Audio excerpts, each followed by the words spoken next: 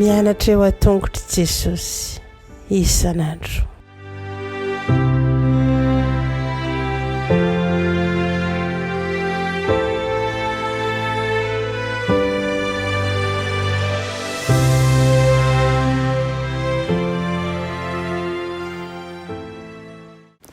Falomeravantsika tsirairay avindray tonga eto amin'ny fandraisana ny lesona ho an'ny lehibe isika amin'ity anio ity son'Andriamanitra tranosika fa matoa mbola maheno ny ten'Andriamanitra ianao ankehitriny dia mbola fiasan'ny fanahy amin'ny fiainanao zany. Toy ny terantsika ary ny amin'ny lesonan'io dia hivavakisika. Ry Tompoandriamanitra io mbola verim-pisaoranao izahay noho ny famonjenao, noho ny fitiavanao ary noho ny fiasanao indrindrandrindra eo fiainanay. Inonay tokoa fa mihaino ny vavaka izay asandratray ianao ary mamaly azy fa miara-miasa ny zavatra rehetra aso izay tianao iseho amin'ny fiainanay. Ary izany indrindra ny angatahanay mba hatanteraka ny fikasanao aminay dia ny ahafahanay miroso amin'ny tsaratsara kokoa hatrany ihany koa amin'ny fanarahananao. Indray ny tenao izay ankehitriny Tompo ka meteza ianao hiasa eo amin'ny fiainanay tsirairay avy. Anaran'i Jesosy, amen. Teny lesonantsika androany dia manao hoe ny fankatoavana vokatry ny finoana. Ny fankatoavana vokatry ny finoana. Maka isika ny Romanina 3:7-20 ka hatramin'ny 1:30. Vakina aminaran'i Jesosy. Aiza ny firehariahana efa foana zany. Amin'ny lalàna manao ahoana? Amin'ny lalàn'ny asa va? Tsia, fa amin'ny alalan'ny finoana. Koa amin'izany dia ataontsika fa finoana no hanamarinana ny olona fa tsy amin'ny asan'ny lalàna. Andriamanitra ny jiosy ihany va fa tsy mba nijentilisa koa? Eny anjentilisa koa. Fa raha ihany Andriamanitra izay hanamarina ny voafora noho ny finoana ary ny tsy voafora amin'ny finoana. Fa nahoana ny lalàna amin'ny finoana va isika?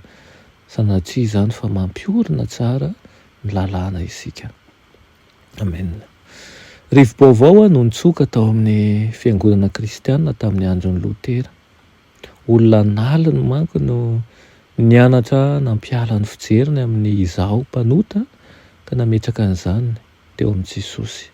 Tsy salasalana fa raha nijery ny tenany, raha nijery ny toetran'ireo olona ireo dia tsy nahita afa-tsy zavatra nankivy azy.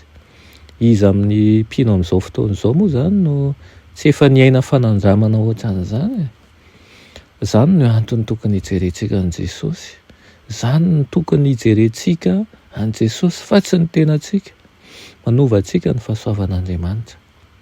Nanatrika fivoriana tany Morava ny Londres i John Wesley indray andro dia talanjony izy raha nandeha ny fampidirana nataon'ny Lotera ny amin'ny epistily ho an'ny Romanina.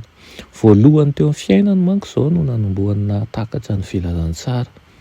Ny zavatra voahetsika tao anatiny ary tsapany tena ohatrany hoe voasaroka eo amin'ny Kristy izay nanolotra ny fiainany ho azy mihitsy izy.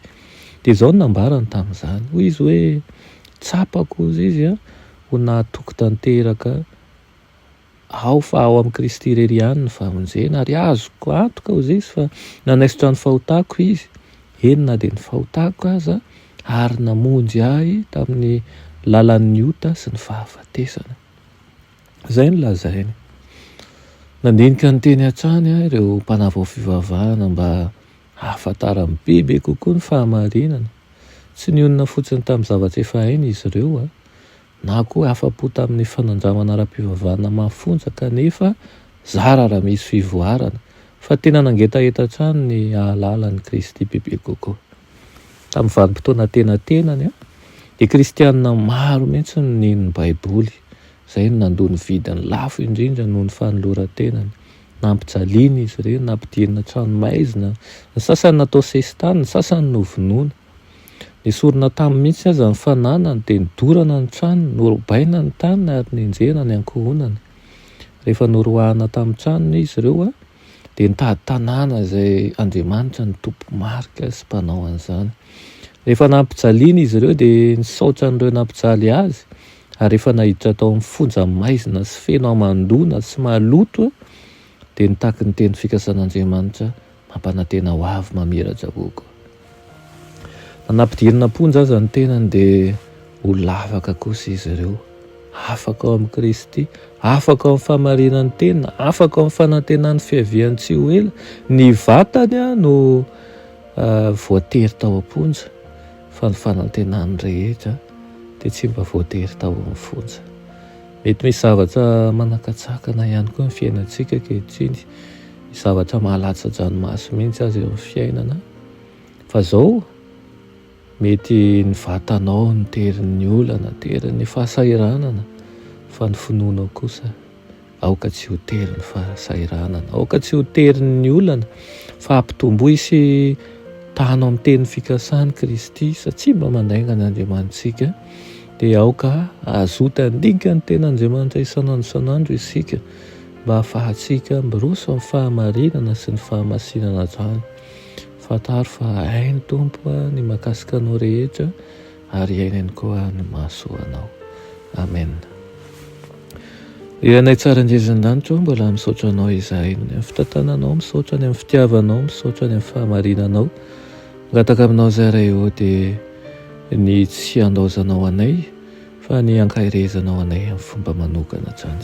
Tareo ny mpiaino sy mpanaraka izao fandaran'izao, fantatrao ny zavatra misy eo amin'ny fiainana dia omeo ihany koa ny faharetana izay nananan'ny mpanomponao rehetra tany aloha, fa efa azonay tokoa ny famonjena, ary vonona ny aritra ny amin'ny fanarahana anao izay. Meo ny fanahinao masina izahay, ary tarito amin'ny lalana mendrika sy tsara zany, amin'ny anaran'i Jesosy. Amen.